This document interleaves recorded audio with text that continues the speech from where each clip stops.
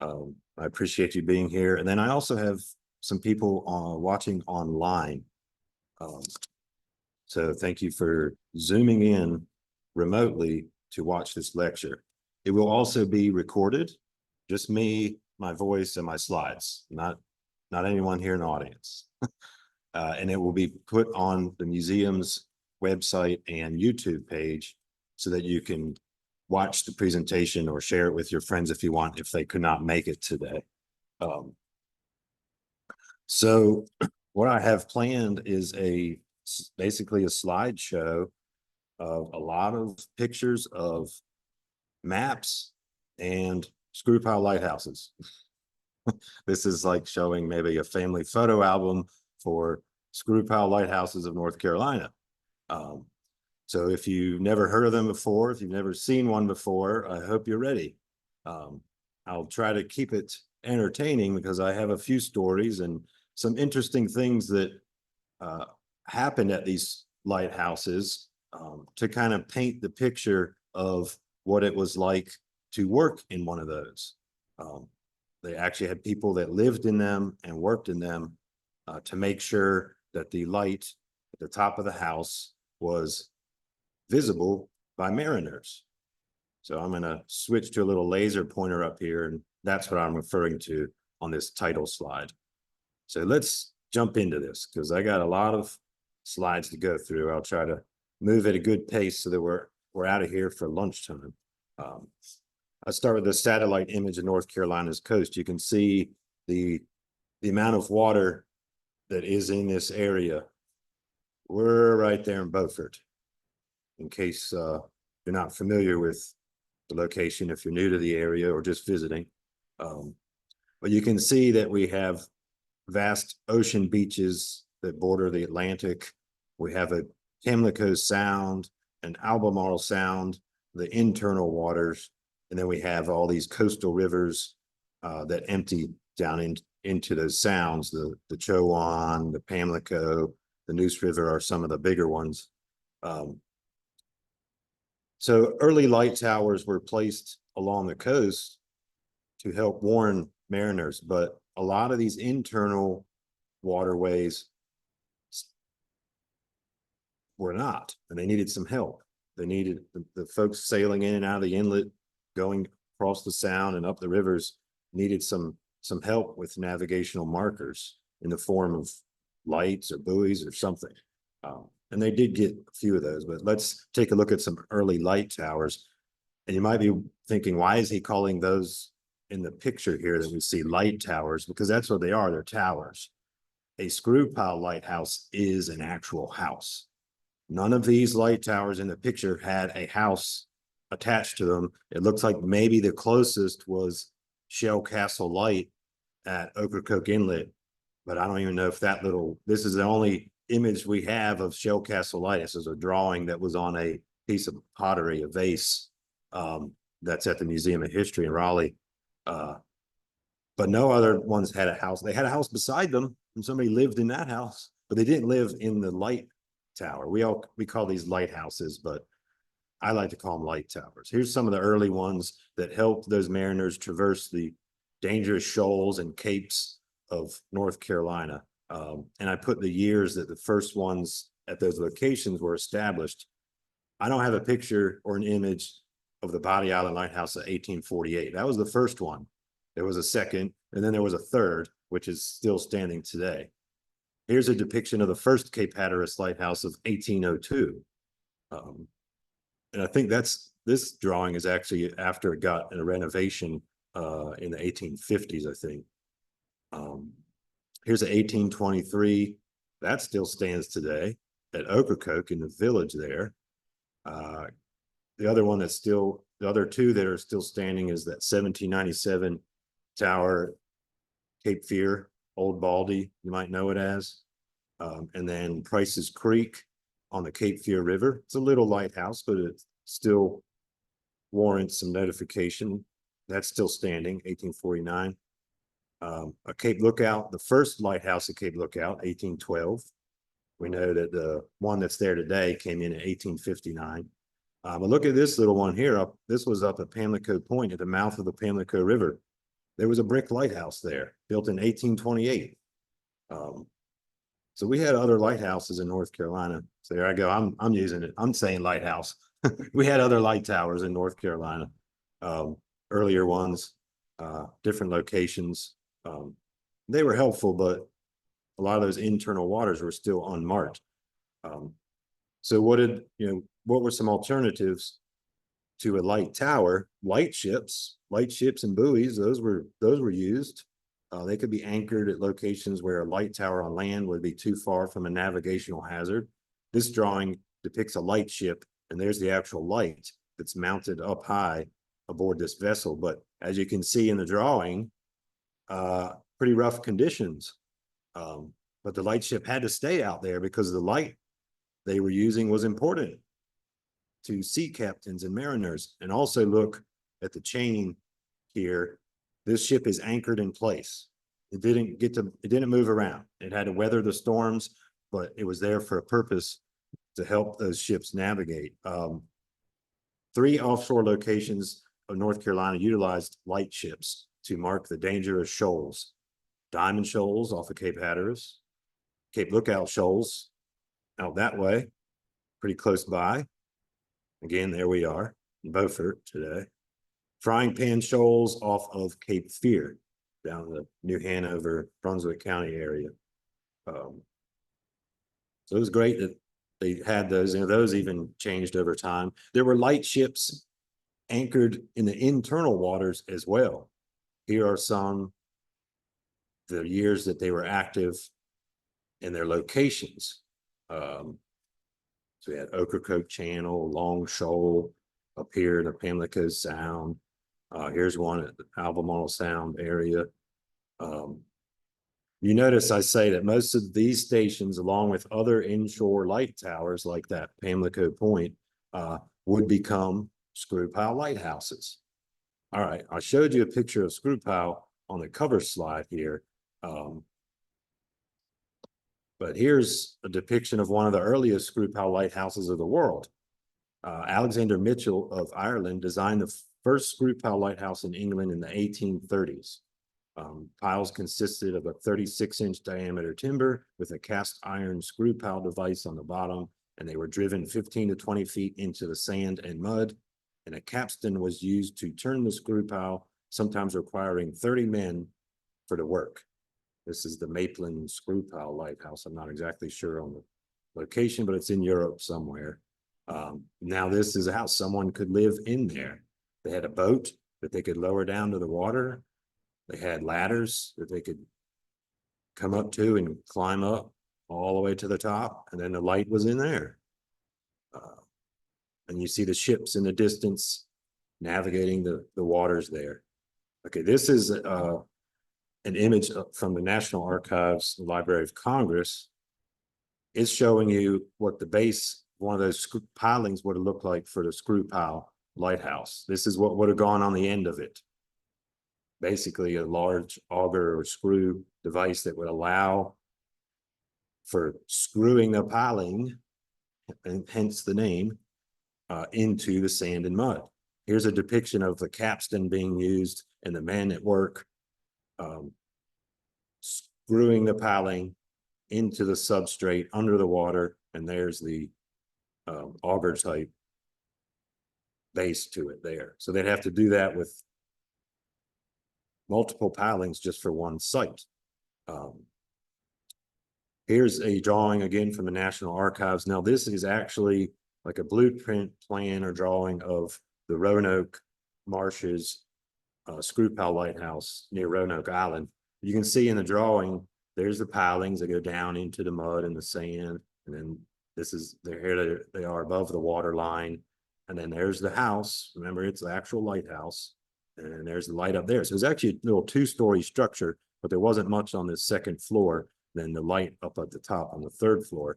And then I have some information about the lighthouse is here. Most of the house structures, so from here up to the top, were prefabricated in Baltimore, Maryland, Federal Lighthouse Depot. So these were like modular homes almost. And pieces were prefabricated sections, and they were shipped mostly by boat or barge to the location where it was going to be. So the pilings were put in first, and then the house pieces were put together on top of it.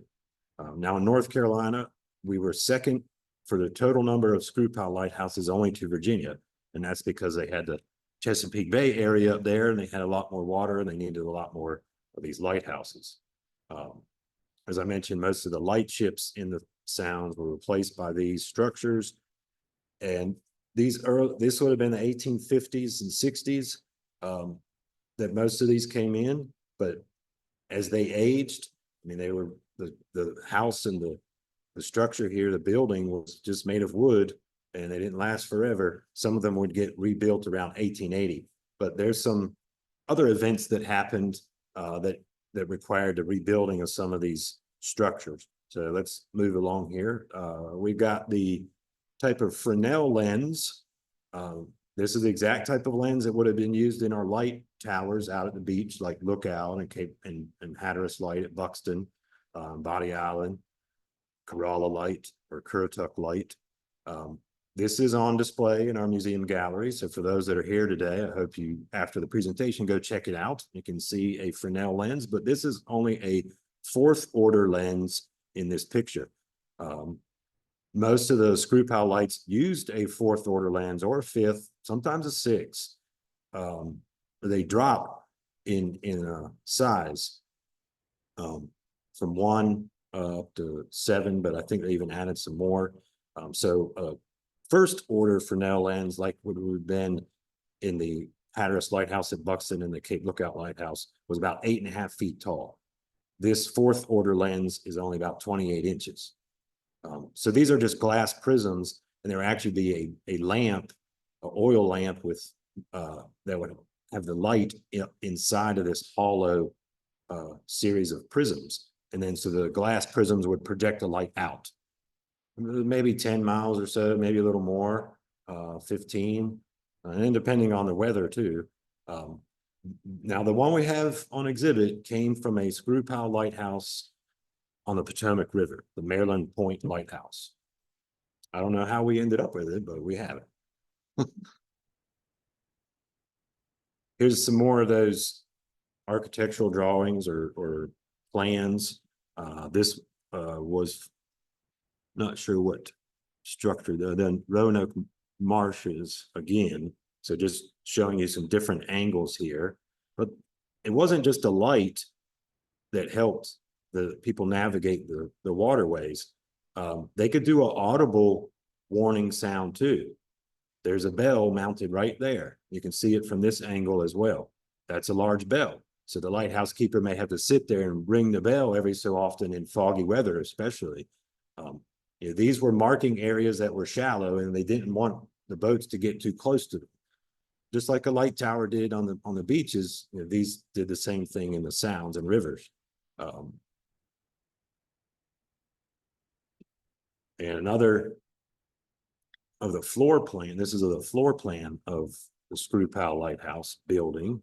You can see this area said kitchen, living room, storeroom, and coal room. So they had a stove that ran on coal or wood for their kitchen for cooking. And I mean, they lived out there. It was like a small house.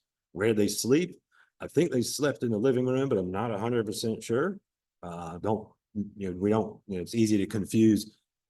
A living room of today has a nice couch or sofa, the television, maybe a fireplace or something, but I think their living room is referring to their sleeping quarters. All these circles in the corners here are water tanks because they got their fresh water from a cistern system that collected it off of the roof as it rained. So that's how they got their fresh water. Then you can see the stairs going up to the second floor for access to the where the light was on the third floor. On the second floor, there was another store closet, I think.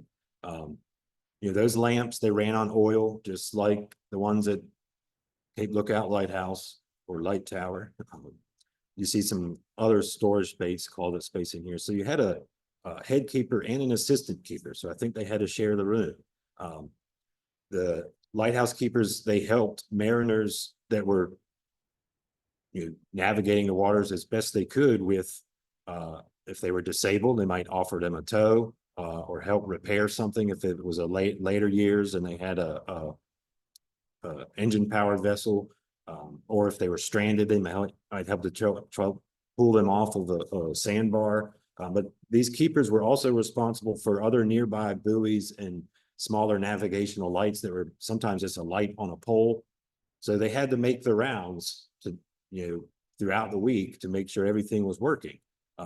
You know, we get a lot of storms here, things could get damaged. They would have to make repairs to their screwpile lighthouse and all these other buoys and markers in the vicinity. And for some of these structures that were close to the immediate coastline, so the eastern parts of Pamlico Sound, maybe, they would call on help from the U.S. Life Saving Service folks. So those were the guys that became the U.S. Coast Guard. But they might call on them to say, hey, you know, I ran out of supplies, or there's a boat out here and they need help. Can you come get them? So most of these lighthouse keepers came from within the local communities, whether from Hatteras Island or mainland, Hyde County, Pamlico County, Carteret County. So their families were relatively nearby, but they didn't get to see them that often. Their families could come visit, and there were sleepovers as well, for the wife and the children even. And then something that I read about when I was learning about these lighthouses was that other residents would come visit too, just for fun, just to socialize. And they actually would, if they had guests in town, they would say, let's go sail out to the Screwpile Lighthouse and see what's going on and check in on them. And, you know, you can climb in there and, you know, we'll visit and spend some time. So, you know, obviously, you know, they didn't have all the exciting things we have today to distract us and keep us from doing things like that. So that was an activity for them that they enjoyed. Okay, this, from what I understand and what I've read, are all the locations of screwpile lighthouses that existed in North Carolina. Now brace yourself, because I'm going to go through each one of these with pictures and some good stories though.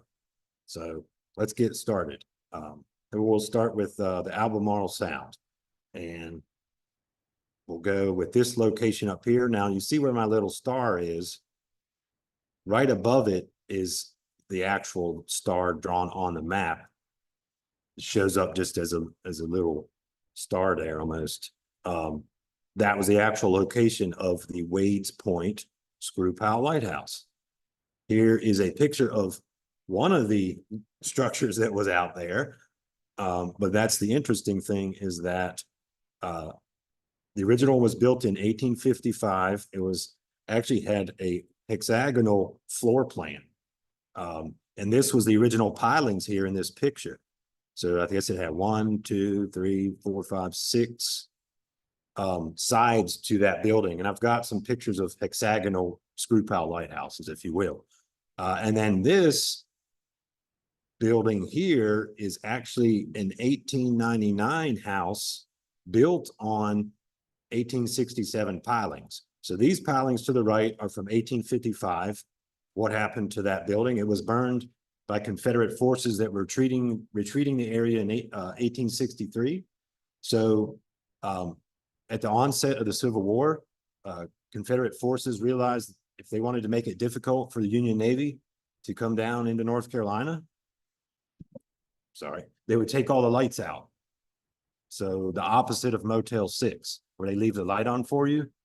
This was, we're going to turn them off, and you're going to have trouble navigating around Cape Hatteras and into the Pamlico Sound and up to Albemarle Sound. And sometimes they went a little extreme, and they just burnt things and blew them up. They actually blew up the second Body Island Lighthouse. They burnt the original Wades Point Screwpile Lighthouse. The house was rebuilt in 1867 on new pilings about 40 feet from the original structure. Here's the 1867 pilings, about 40 feet from the original structure. What happened to that one? Remember, they aged, they're made of wood, they weather storms. They got a new square gabled lighthouse structure in 1899. So that's why we see this here. But now you get to see some more detailed pictures of these structures. There's their boat. They had operated on a hoist system to lower it into the water. There's the bell. Okay, the lights up there. They had this platform that they could get up there and look for passing ships. And another interesting story about the Wades Point, during the winter of 1917 and 18, it was very cold in North Carolina. It was actually extremely cold, cold enough that most of the rivers, coastal rivers and sounds froze over. So there would be ice flows and sheets of ice moving through the water as they broke up. And they broke up and they flowed right into the Wades Point Lighthouse and it broke the pilings. This wasn't thin ice. This was at least a half a foot thick, maybe more. 1917, 18, very cold. It was actually cold across much of the country from North Carolina north and all the way to the west. So those ice flow sheets damaged the pilings. Lighthouse keeper Joseph Mercer evacuated the structure because he was in it when it happened. And you heard the cracking and snapping. And he woke up and he looked out the door. He said, I better get out of here. So he evacuated and he just walked ashore on the ice. Made it to land safely. You can see in this picture, there they are. The broken pilings snapped, snapped, snapped, and snapped. They repaired them. They repaired the pilings. The structure was abandoned in 1940, replaced by a smaller structure that no one lived in. It was just a little white house there. What happened to the big one here, the big house? In 1955, the Coast Guard, who was actually responsible for these, originally it was the U.S. Lighthouse Service, but they merged with the Coast Guard in the 1930s. The Coast Guard decommissioned the structure and they sold it. They didn't want it anymore. Elijah Tate bought it for quite a deal, $10. That was in 1955. And he said, I'm going to move this to land. But unfortunately, while he was moving it on a barge, a storm struck and the waves were so rough that it made the house slide off the barge into the Albemarle Sound and it was unsalvageable. So it's kind of like this thing was intended to go in the water at some point. Where there was ice or there was a storm that knocked it off the barge, it was going in the water. That's where it's fine. That's what its destiny was for the Wades Point Lighthouse. All right, we move down this way to the lower end of the Croatan Sound where it meets the Pamlico. We'll talk about that Roanoke Marshes light built in 1857 with a hexagonal building, but over time it was deemed unsafe. A new square building comes in, built in 1877, about 100 yards from the original 1857 location. So there's a picture of that 1877 Roanoke Marshes screwpile lighthouse. The picture on the right is a replica of that lighthouse. So the structure was decommissioned in 1955 and it was replaced with something that sounds scary, a skeleton tower. I'll show you a picture of that. It's not really that scary. Again, what happened to the house structure? Decommissioned and put up for sale. Old Elijah Tate comes around, $10. He can't resist it. $10. He buys the house. He wants to move it. It's lost in a storm again, and it was abandoned. Poor Elijah Tate. At least it was only $10 that he was out.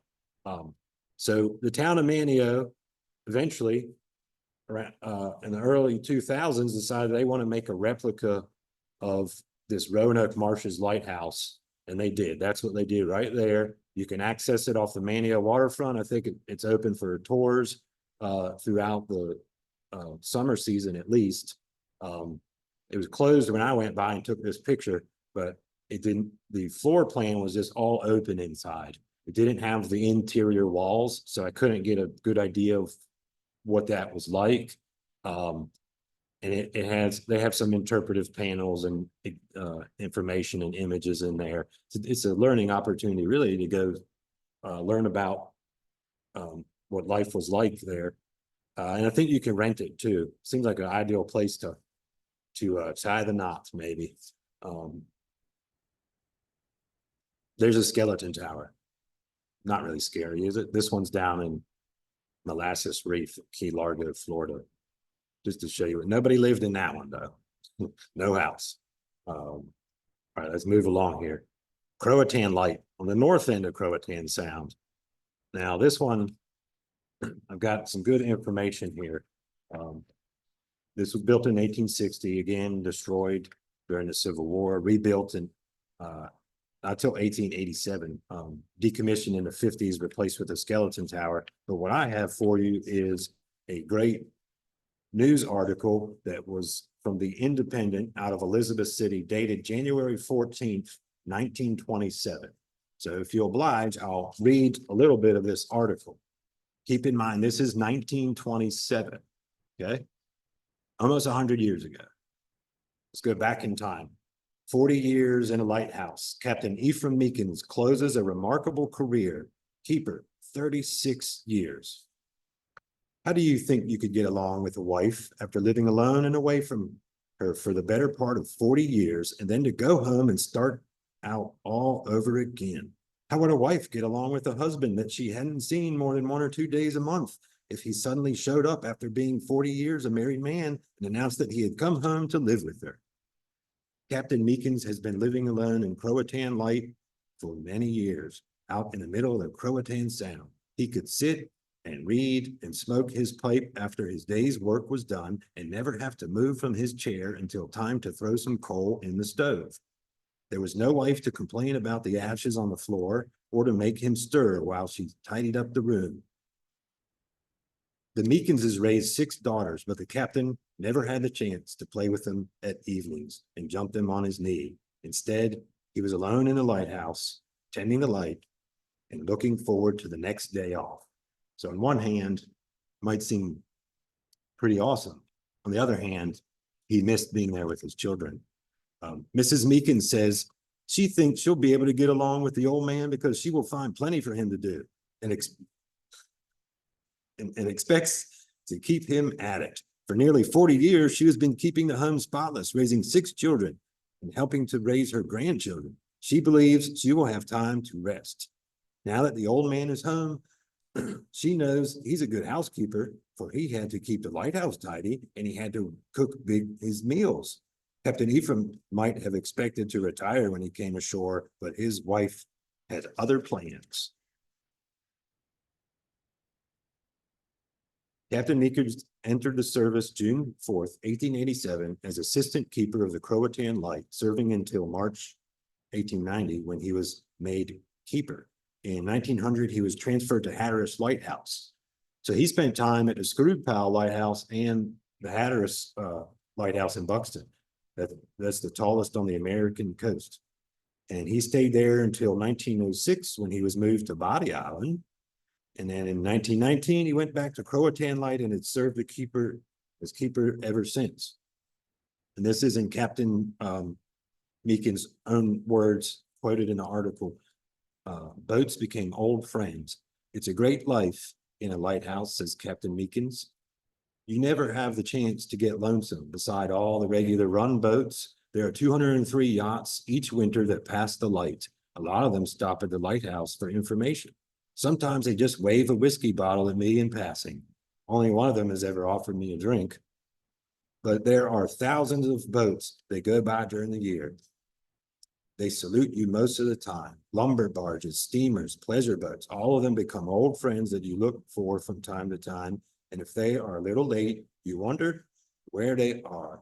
They change crews often and give you a chance to meet new people. You may not actually shake hands with them, but you learn to know them and like them. It is hard to dislike anybody that follows the water. There's something about the water that draws people close together and makes them lasting friends in spite of their differences. Life in a lighthouse will make most anybody a better man. Any line of work on the water requires so many favors of a fellow that he soon takes a special delight in favoring people.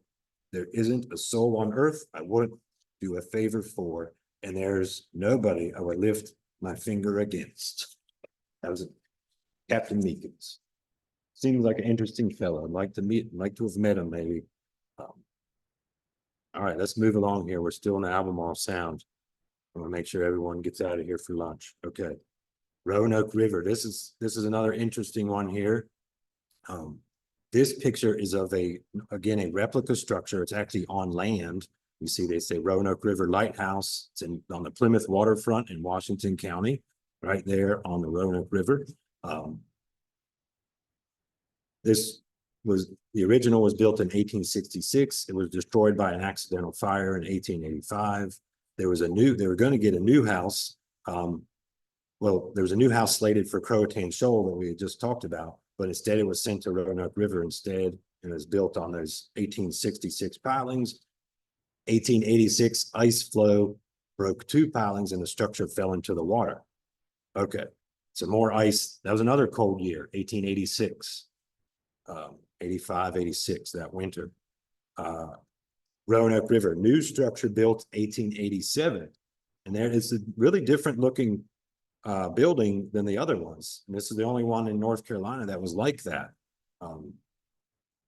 Decommissioned in 1941, and look who buys it. Elijah Tate, $10. I'm just amazed that there were $10. I mean, what a deal. I'm not sure what's going on in this picture, but there's a lot of people standing up there on the first level deck of the Roanoke Lighthouse. Must have been a gathering of sort.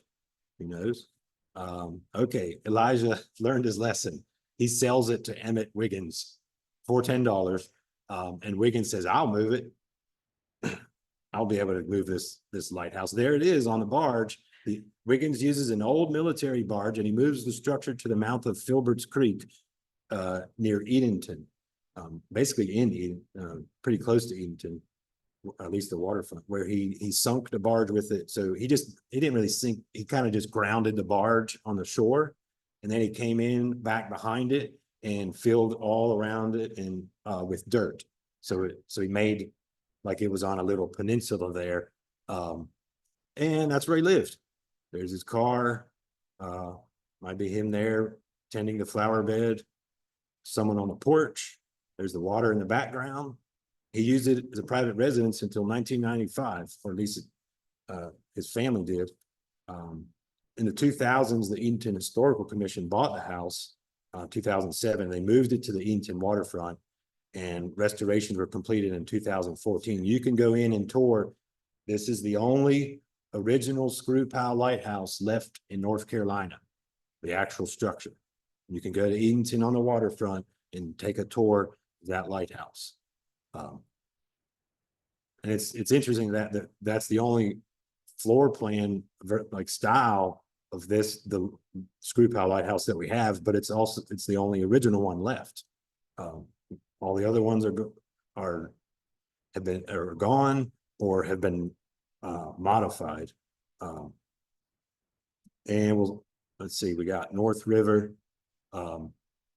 Again, this one succumbed to the winter of 1917-18. The pilings were broken. The structure settled evenly, and they used it for another year, but they decommissioned it in 1919, which is, I'm gonna have to go back and double check this price because the Coast Guard was selling them in the 50s for $10.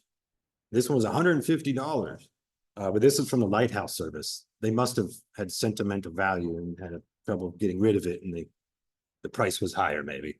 Either way, it was sold to the Dare County Schools, and R.C. Evans, the superintendent of Dare County Schools, in 1919. He moves it successfully to Rodanthe on Hatteras Island, and it's used as a schoolhouse until 1951.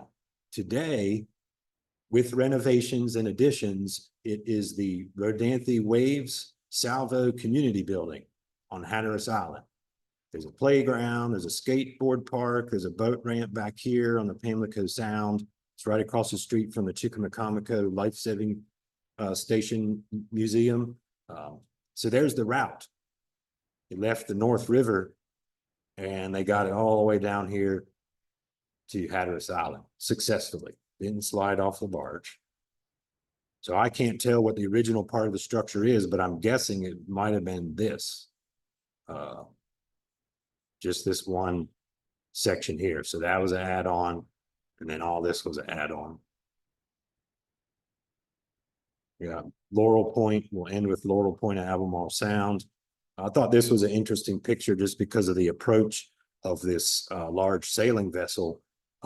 And the original building was a hexagonal building. I promised you a picture of a hexagonal screw pile lighthouse structure. Well, there it is. 6 sides to the building. So it looks a little bit different. Let's see, they had winter of 92 and 1892 and 93, some ice damage to some of the pilings. The station was still solid, repairs made, more damage in 94, 95. Things were a little bit colder, could get colder back then, I guess. It was decommissioned in 1931. All right. We got the Pamlico Sound structures, Long Shoal, the northern Pamlico Sound. Keeper Thomas H. Baum awoke on Christmas Eve, 5 a.m., 1920. His vibrations shaking the whole lighthouse. It's loud clanging and banging. He goes out on the deck and he sees there's about a dozen or so barges that were all tied together that had broken anchor and drifted right into his lighthouse. They had the whole Pamlico Sound. They drifted right into his lighthouse and they're banging, waking him up 5 in the morning. I don't know what time he was supposed to get up, but maybe it was later and he's probably upset about it. But this is the Long Shoal screw pile lighthouse. Maybe that's him in this picture. I don't know. Keeper Thomas Baum. But there's also a child in the picture. So someone must have been visiting that day. Gull Shoal. So that's here kind of central Pamlico almost, but closer to the western shore. I don't have a picture of the Gull Shoal Tower. Hexagonal structure, completed 1891, replaced with the skeleton tower in 1926. So I kind of zoomed in here to show you some of the, just almost, there's Gull Shoal there. So the actual light that was off the chart here on this one. And it's showing you how close it is to the western shore of the Pamlico and Wysocking Bay. You can see that this navigational chart shows you the depths here of Gull Shoal, 7 feet, 5 feet. You wouldn't want to run into that if you were in a larger sailing vessel drafting 8, 9 feet, especially usually if you were heavily laden with some type of commerce. Oliver Reef, that was out over towards Hatteras. So the actual location right there. Also known as Hatteras Inlet Light. So there's Hatteras Village and there's Oliver Reef Light out here. This is Hatteras Inlet. So if you were imagine sailing in through Hatteras Inlet, and you wanted to keep going, you would want to look for Oliver Reef Light. It might help guide you through the channel and then into deeper water. Kind of zoomed in on it. This is what the charts, the captains would have been using charts like this in the 1800s and early 1900. Oliver Reef, it has a bell. So you can see it says bell written there, light. This is all that remains of the Oliver Reef screw pile lighthouse. Those are the pilings. I took this picture when I was riding on the ferry from Hatteras to Ocracoke. There's been a modification to the route. So you kind of go way out in the Pamlico Sound a little bit more, and then you start to make that turn and head south and go to the Ocracoke Island. This is actually from the ferry when I was on the boat. I didn't expect to see anything. I was actually just looking for birds and dolphins and stuff like that. But it was a pretty windy day. And I looked off the starboard side, and there was this structure, and it had the binoculars. So I was like, wow, that's from the screw pile lighthouse. And then I confirmed it was Oliver Reef when I got back to work. Bluff Shoals. So we're headed down the Pamlico Sound a little bit here. Bluff Shoals, I got a picture of that one. And I want to read a little bit more of a news article here. Keeper of the lights along the shore. There are but a few of the old, this paper is from 1950, Carteret County News Times, 1950. There are but a few of the old time lighthouse keepers left. Actually, there is no longer need of them in this day of automatic controls. Captain Joe Burris is a relic of the old days. For 16 years, he was a keeper of the historic Ocracoke Lighthouse. For a total of 45 years, he was a keeper at some Virginia or North Carolina shore or sound lighthouses. Now nearing the age of 75, he's retired. He did that for quite a long time. And the sound lighthouses are referring to these screwpile structures. During his years of service, he was stationed at various lighthouses, Croatan, Screwpile, Oliver's Reef, Bluff Shoals. Lighthouses out over the water and the sounds have been replaced with automatic lights, but in the old days, a keeper was stationed at each to care for the oil lamp, the foghorn equipment, and 40 to 45 buoys or beacons in the sound. These were lonely assignments, lasting sometimes several weeks until a change of keepers. The buoys and beacons had oil lamps and had to be checked frequently. Before the days of motorboats, a sailboat was used. Lighthouses in the sounds were built on steel structures 40 feet above the water at depths of about 15 feet. There was a kitchen, a living room, and 2 bedrooms and a porch all around. So this says there was 2 bedrooms somewhere in there. No cellar, no attic, no icebox, no electricity, and no wife. Keep in mind, this was 1950. I would miss my life if I was stuck out there. I love my life. A wood stove in the, honey, I hope you're listening on Zoom or something. No, let's see, a wood stove in the kitchen, a coal heater in the living room, water caught off the caves in the rain barrels and brought out by boat. Other fuel, food, and other supplies brought out by boat when the keepers exchanged shore and sound stations for a period of time. Visits permitted. With special permission, the keeper's family could make brief visits to the lighthouse during the summer months. Mrs. Burris and the 6 little Burris children and their family pets would get into the sailboat or the motor launch at Hatteras, so they lived on Hatteras Island, and to make the 30-mile trip to Bluff Shoals. Getting the youngest children and even the pets up into the lighthouse was sometimes a task. The dog was lassoed and pulled up by rope. The kitten was carried in a basket or a bag. Captain Joe tucked the baby under one arm as he swung up the ladder, with the other children and Miss Burris climbing cautiously after him. You can't make this stuff up. Sounds quite the swashbuckler. Get the baby and the cat, dog tied in a rope, or the cat in a basket. Visiting days were happy ones for son Austin, the oldest child, since they gave him the opportunity to fish for big trout off the lighthouse porch or to sail the skiff. Sometimes accompany his father in the motor launch on his rounds of buoys and beacons. Permission only in the summer months, says Miss Burris with a twinkle in her eyes. But once we all went out on Christmas Day and took the tree, the presents, and the Christmas dinner. It was out at Bluff Shoals Lighthouse that Captain Burris was an ice-bound prisoner for 30 days in the last big freeze, December 1917, January 1918. Pamlico Sound was frozen over. At the end of 20 days, Captain Joe was down to flour and water. Starving didn't bother him so much, but his tobacco was gone. So he took to chewing boat caulking as a substitute. Finally, at the end of 30 days, the ice began to break up, and anxious friends from Ocracoke and Hatteras came out in motorboats with fuel, food, and to his delight, chewing tobacco.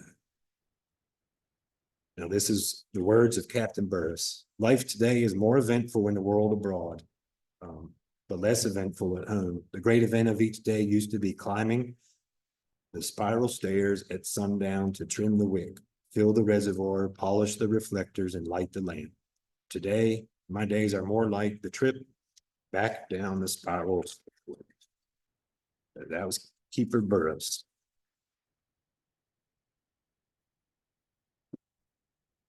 This was now I combined Northwest Point and Southwest Point Royal Shoal. They were actually very close to each other. But when we look at this, we had Northwest Point completed in 1857. A new house structure completed 1882. Let's see, additional, they had repairs. But with Southwest Point Royal Shoal was completed in 1867, 10 years after Northwest Point. It was discontinued in 1881. Repairs were made and it was reestablished in 1887. And then it was discontinued altogether in 1927. So there was a period there where it wasn't operating. But it was a good thing that at least Northwest Point Royal Shoal was right nearby. We got Pamlico Sound, screwpile lighthouses of the Southwest Pamlico Sound. Now we're going to look at Pamlico Point. This is the one where there was a lighthouse, and this drawing was shared with me by Hiram Lupton. He is from Pamlico County, to give a depiction of what it looked like. It was a red brick lighthouse, and there's the keeper's quarters. It had this little bit of land with a little bridge that connected the house with the actual tower. It was about 30 foot tall. And it was discontinued in 1887 because of too much shoreline erosion. And this little bridge here kept getting washed out. And the water was actually encroaching on the living quarters as well. So they decided that they would build a screwpile lighthouse in 1891, and there's the picture on the right. Now, this is a similar picture to one we looked at earlier, with a sailing vessel headed, the picture taken from this ship here as it's headed towards the lighthouse. And what I think that is happening is that this fellow's in a uniform here, and this might have been someone with the lighthouse service that was going to make a regular inspection of the operations at each screwpile lighthouse. So they made their rounds throughout the year to go to each lighthouse and check if things were running efficiently and smoothly. Maybe look at anything that needed repaired so they can go back and ask for money for it. And meet with the keepers, make sure they're nice and tidy and everything's good to go. But then this boat in the picture, I think, was one of those situations where there was maybe family members that had been out visiting, or friends that came to socialize, or maybe just a passing schooner. I don't know, but I think the picture is pretty cool because of everything that we see going on here at Pamlico Point. Let's move down closer to Carteret County on the Neuse River. This one garnered the nickname the Grasshopper because it was stood so high above the water. It had a 5th order Fresnel lens, and the focal point of that light, they say, was 52 feet above the water. So that was pretty high. You could see that from a pretty good distance, I imagine. There was a kitchen fire that damaged the roof. That was repaired. Several windows up here in the light were in 1882 were broken by a flock of ducks that flew into the tower. And it was decommissioned in 1930.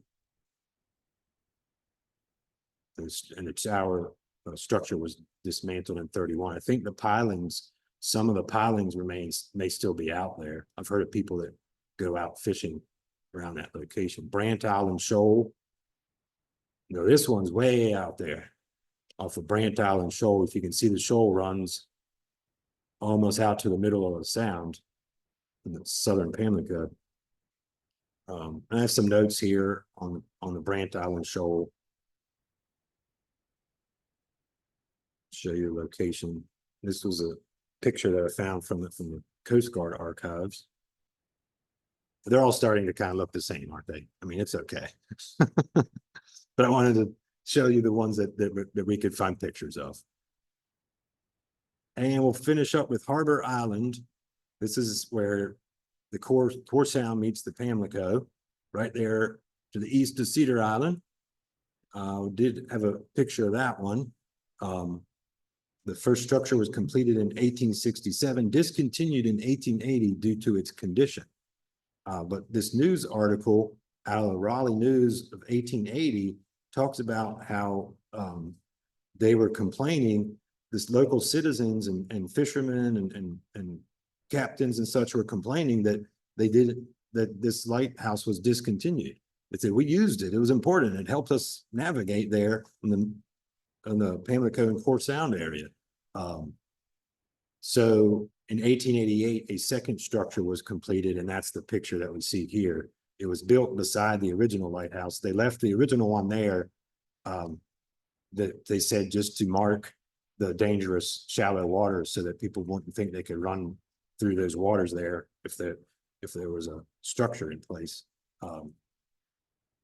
This one's maybe not that exciting, but I thought it was interesting that the lighthouse got a fifth order lens was replaced with a sixth order lens, but that it switched from using a white light to red. And that's not that crazy, but they did it on Valentine's Day, February 14th, 1904. I like to think that was on purpose, but I'm probably wrong. I mentioned that some of the service members from the life-saving stations would help out the screwpile lighthouse keepers from time to time. And this was an incident that I read about where July 1908, a large, severe storm had washed away all the supplies of firewood and coal that were sometimes kept under the screwpile lighthouse. So you see there's like a rack system down here where they could store things. So a storm came up and the water got so high, it washed it all away. So the guys down at the U.S. Life Saving Station Core Bank, which is east of Atlantic, and so on Core Banks here, they helped out the Harbor Island lighthouse keeper and brought him some supplies. Now, I don't know what the connection was. That seemed to be a greater distance between the two as opposed to the life-saving station that was at Portsmouth. But maybe they were only able to communicate with them, or maybe they had more supplies to offer up or spare. So there's this interesting look at the life of being a lighthouse keeper in the screwpile lighthouses in North Carolina that I'd be willing to bet a lot of people don't know about, considering that you don't see them much anymore. If you make it to Edenton, you get to see an original one. And I'll end with this slide. Where can you see screwpile lighthouses in North Carolina today? Edenton Waterfront, that's the 1887 Roanoke River Light. The one at Rodanthe has been converted to a community center and building. It was a school for a while, but it's hard to tell really what part was the screwpile lighthouse. It's not even on pilings, it's there on the ground. Then there's two replicas, one on the Manio waterfront for the Roanoke Marshes, and then the Plymouth waterfront for the Roanoke River Light, the replica of the 1866. So if you're out and about driving eastern North Carolina, you make it through those places, definitely stop and check them out. Then it'll help you kind of visualize some of these stories I've been telling you from these characters who were lighthouse keepers out there, out on the water, stationed out there, far from land, if you will. I will try to make some time for questions here. Hopefully I covered a lot of stuff about the lighthouses. I do know it's about 12 o'clock. I kept you for an hour. I appreciate you all coming in to watch, and for those that are online, and I'm glad you're able to zoom in. If you do have any questions here, or if there's something in the chat room online, I'll try to answer them. Anybody here in the audience have any questions? Yeah, yes, ma'am.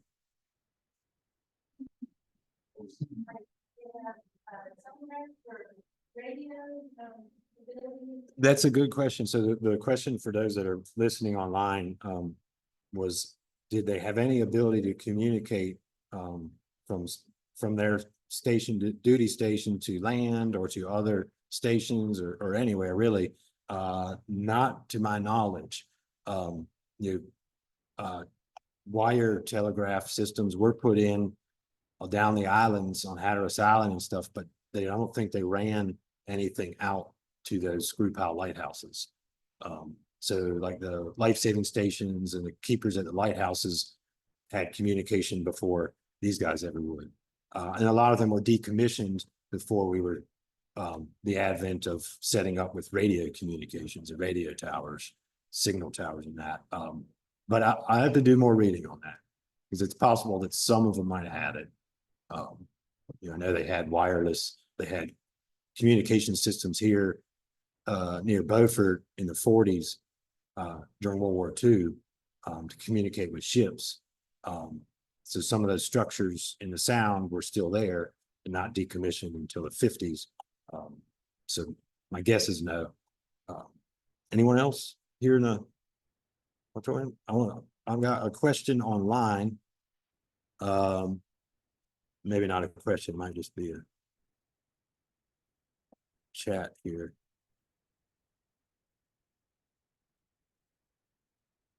No, that was it. Yes.